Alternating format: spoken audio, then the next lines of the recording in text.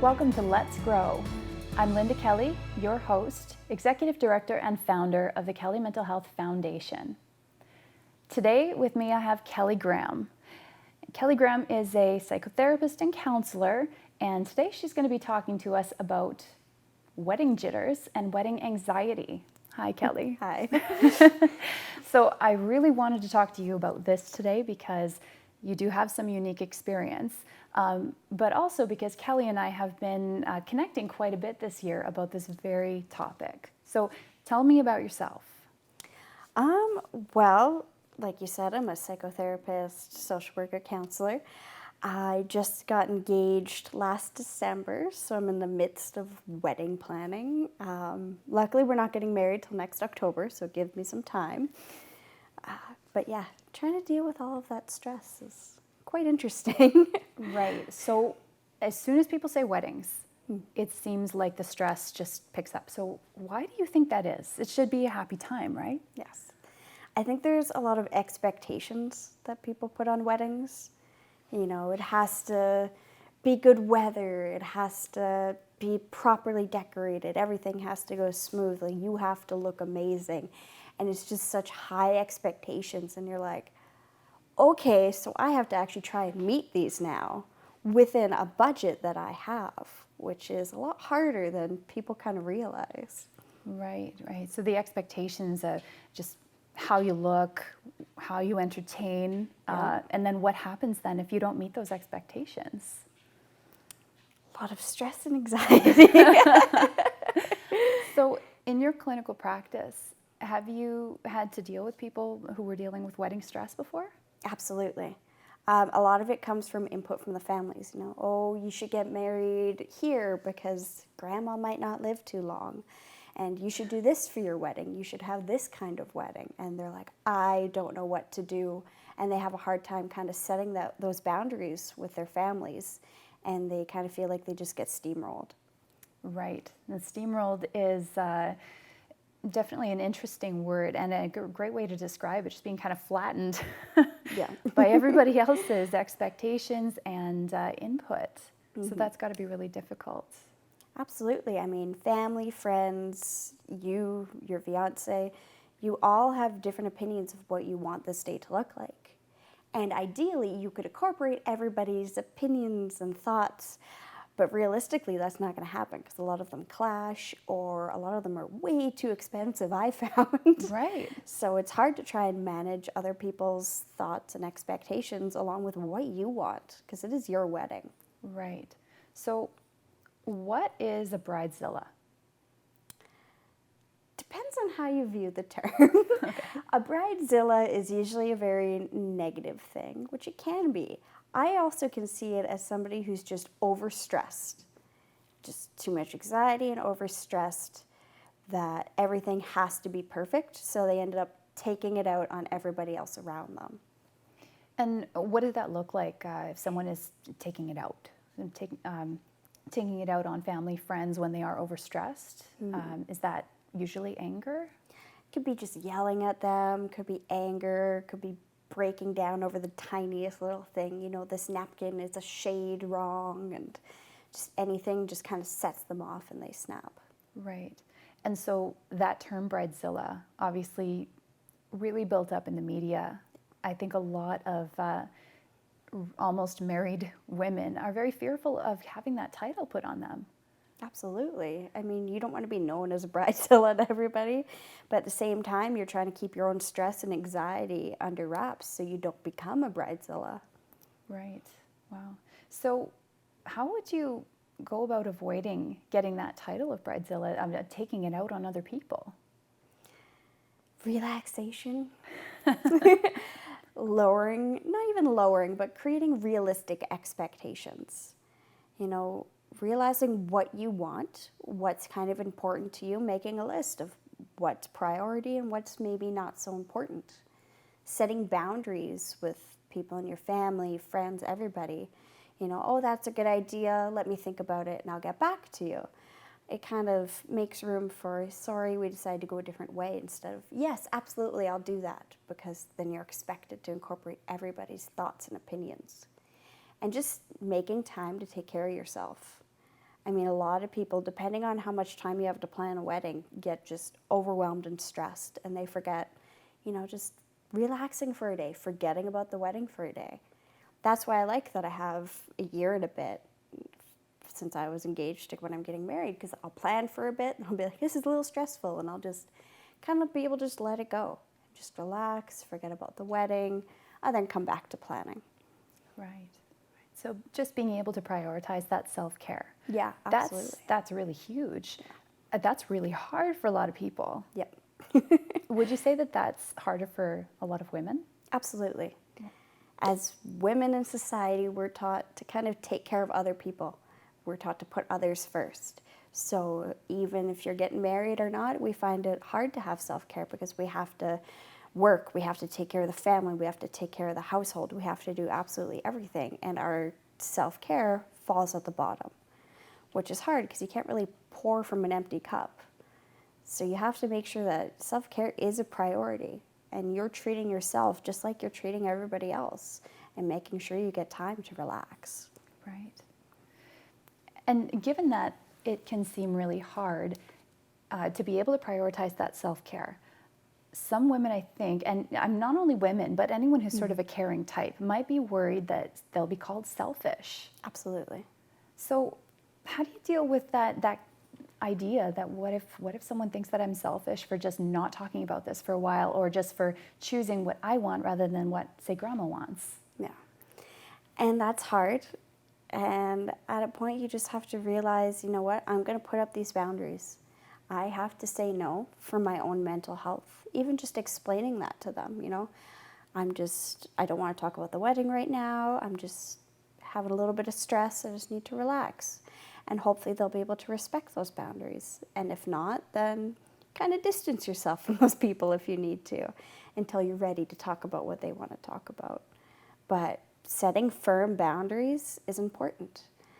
And people may call you selfish, but usually if they love you, they kind of understand where you're coming from, and they won't call you selfish. Right.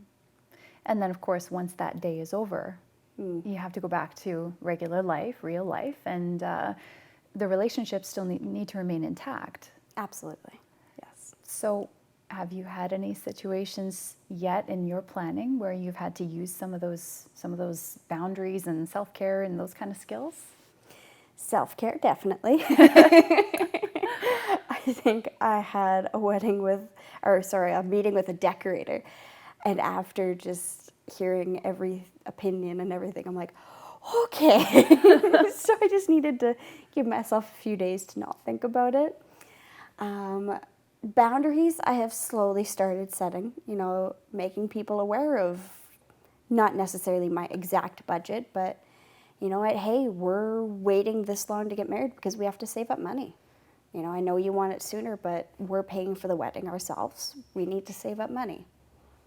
And just starting to slowly set those boundaries. I'm sure next year I'll have to set them a lot more, but... So as it becomes, you get closer to the wedding, you figure that the pressures are going to mount. Yes, absolutely. Right now it's like, oh, it's still a year away, but as of next year, I'm sure it'll be like, so it's coming up. Right. Yeah. Right. And of course, the closer you get, the more stressed you're going to get, the more anxious and tense. Well, hopefully not. Yes. Right. So we're going to take a short break, and when we come back, we're going to talk a little bit more about the mental health aspect of planning a wedding.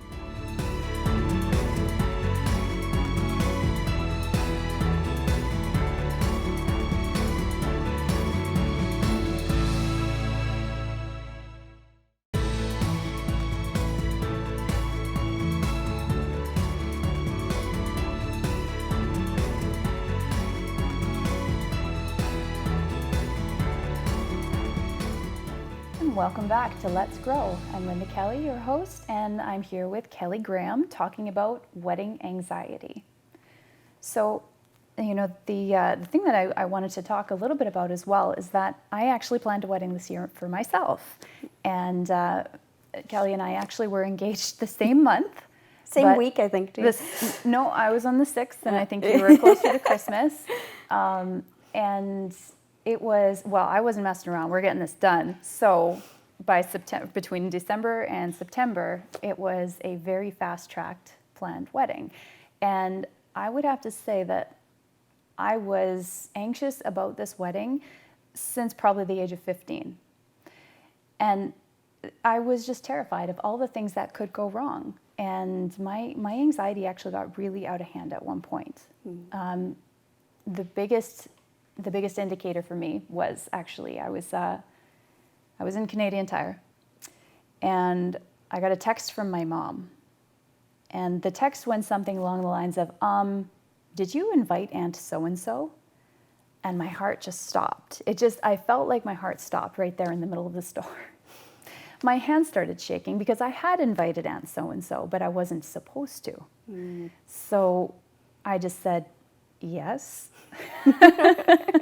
And I was waiting and waiting, and my hands were shaking, and I said to my fiance, I'm in trouble. Oh my God, I'm in trouble. And, those little dots, they're little dots on the text message are coming along. And then she just says, well, okay, this person hasn't spoken to us in this many years, and, you're going to break your father's heart. And because my hands were still full, I just said, my wedding, and I texted and I put the phone away. And that was it was almost an awakening for me, because here I am in the middle of a store. I'm going through, talking to the cashier, and then all of a sudden my body goes into this emergency mode because of a text. Yeah. So can you tell me, as a mental health counselor, what was going on there? So basically, your flight, fight, or freeze mode was activated. You kind of sensed a threat, even though realistically not that much of a threat, but in your mind it was a threat. And you kind of froze. You froze, your heart started going, you started getting sweaty, you started having that anxiety. That threat sense went up. And luckily you were able to just kind of put away the situation and not have to try and suffer through it and deal with it at that time. Right. So from a biological perspective, my body went into this sort of readiness mode, ready to fight, ready to run, ready to freeze, or, just in the face of some kind of a danger. And this was all a psychological danger. Yes. Right? Because no one was going to come up and hit me. No. Right? So when brides are starting to feel that way, I think that might translate into what you were talking about with the Bridezilla Outbursts. Yes, right? absolutely. So how do you think that translates? Someone is feeling that tension, their shoulders are tight, your stomach is broiling. What happens there? Everything's just piling up. You're getting too stressed, you're perceiving all of these threats, and everything starts building up. So you're either going to snap, you're going to freeze, or you're just going to run away from everything. Right. And, it isn't necessarily bad to kind of run away from everything when you are dealing with family and friends. But it's good to just breathe. Just breathe through it. Try and help yourself realize, okay, I'm not in actual danger. This is all kind of in my head, but valid, of course. And just breathe. Go away from the situation if you need to just relax yourself. Because that's the hard thing when you're dealing with friends and family, is you don't want to have an outburst. You don't want to say something wrong that's going to damage your relationship. So it's better to take the time you need to kind of calm down and think about what you want to say, and then say it. Right. Why is it that the breathing is always cited? Why do people always say just breathe? Because when you're angry or you're, anxious, sometimes that's the last thing you want to do. When you get into that readiness mode, your heart rate goes up, your blood pressure goes up, everything, endorphins, everything starts getting to go. When you breathe, you're forcing your body to relax. You're forcing your heart to slow down. You're forcing your blood pressure to come down. It's important to breathe and fill up all your lungs and breathe it all out, because that'll help biologically your body come down, and then your mind will come down with that as well. Right, and then your mind is able to engage in a little bit more logical thinking rather than more emotional. Yes. Right, and when we're really driven like that, when we're in that mode, is it true as well that we tend to engage in thought, in negative thought patterns? Absolutely. The distortion. It's a lot easier to think negatively when you're in that mode. It's a lot easier to go into catastrophizing, so seeing only the worst possible outcome of the situation, or even personalizing, everything is my fault. Oh my God, my mom's upset, it's my fault. That makes it a lot easier because it just comes in, and the positive thoughts, the rational thoughts are more at bay. Right, right. So when you say the rational thoughts are at bay, is that for a reason? Like, is there some kind of a reason why we tend to be more emotional and more, I don't know, the problematic thinking when we are in fight or flight? Your brain is more susceptible to negative emotions when you're highly kind of dysregulated. Any negative thought that comes in, you're going to take that and you're going to feed on it. And it's going to try and keep you in that mode to try and keep you going. Okay. So by taking time to breathe and to kind of relax yourself and question what's coming in, So if this little part of the wedding goes bad, what is the worst that's going to happen? Try and question these irrational thoughts that you have. And then you might start to realize, okay, maybe it's not that bad after all. And you can kind of get the more logical side of your brain working, the more rational side. Right. Mm-hmm. So as I was receiving that text, even though I had this, I think, a massive physiological response to it, what might have been more important was what thoughts were feeding it. Yes. Right. So what was I saying to myself to be so terrified? Absolutely. And You what thought, oh was- my God, my mom's going to be mad. Oh my God, everything is my fault. This is going to ruin the wedding. Right. And that's all you could think about during that time. Right, and the more anxious you are, the less you're able to even see past that. The what if, what if, what Yes. if. You're stuck in the what ifs. Yes. So you can't go on to the, well, even if. Yeah. Even if she's mad, the wedding's still going to happen. Yeah, absolutely. So walking away, in a way, was a good way just to kind of get control of physically of what my body was going through so that I could respond in a more appropriate manner. Yes. Right. Yes. We'll be right back after a short break.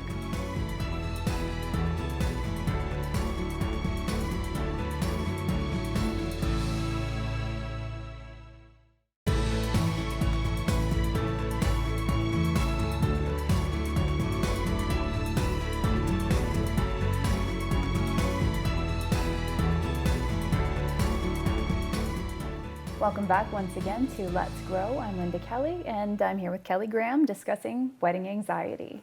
So in our last segment, I was talking about a little bit of a panic attack that I had in Canadian Tire, and I just wanted to kind of give you the background of that story. So I had a lot of anxiety specifically about me and my mom. Throughout the wedding process. And that was, of course, based on personal history. It was my caring about different details than she did about what was important in a wedding versus what wasn't. And of course, the guest list was one of the biggest issues. And so with the situation with the person who, Aunt so-and-so, who maybe wasn't supposed to be invited, but I wanted there, it actually ended well in that the aunt actually sent me a response, keeping me out of it, just saying that she really wanted to be there. She was so happy for me. She ended up sending a family member of hers, and my parents actually didn't really know anything about it. So it was funny because in that moment when I was getting those texts from my mother, I was, like you said, catastrophizing. Oh my God, this is going to be the end of the world. My mother's never going to talk to me again. Wedding is off, forget it. But all it was my mom, I think, blowing off some steam towards me over a situation that had nothing to do with me. And it blew over anyway. Yeah. Right? By the time that wedding came around, it was really, nobody was looking for her. Nobody was thinking about that situation. So in that moment, had I been able to just talk myself down or do the deep breathing, I think I probably wouldn't have taken it so much to heart. And a lot of times, your friends and family do want you to have a good day. They'll get caught up in their own stuff, but they try and make sure that you have a good day too. So in the end, I do think it usually works itself out. Hopefully. Yeah. So I had actually, because of this situation, had written an article about how not to get steamrolled at your wedding.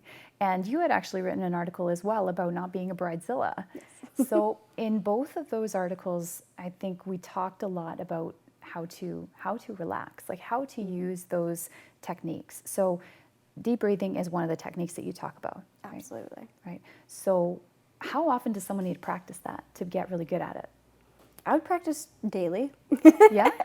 Even just a few minutes before you go to bed. It doesn't take that long. So how do you know it's working?